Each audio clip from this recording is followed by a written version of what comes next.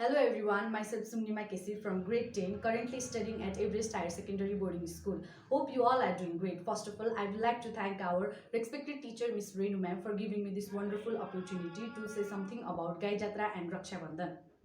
Now let's see some pictures related to Gai Jatra and how it was started.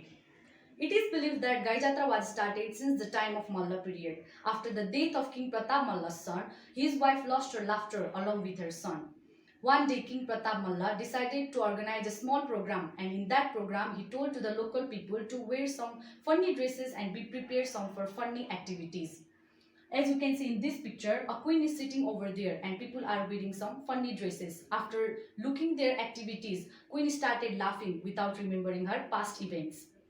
After that, Gai Jatra is considered as a festival of joy and happiness. Nowadays, Gai Jatra is celebrated as the biggest festival in Nepal among the Newar community. Here you can see the another picture.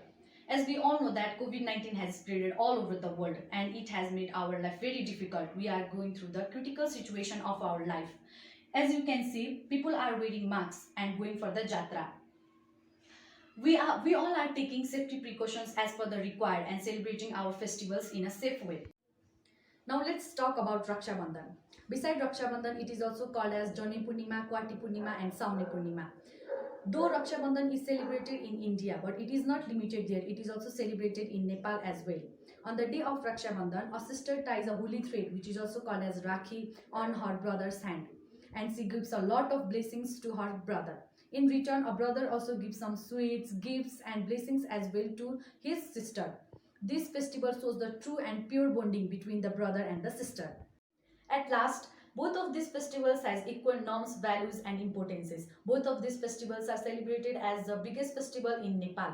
At last, I would like to say to you all that be happy, be safe and let's hope that we will be free from this COVID-19 as soon as possible and we will celebrate the coming festivals more happily and safely. Thank you.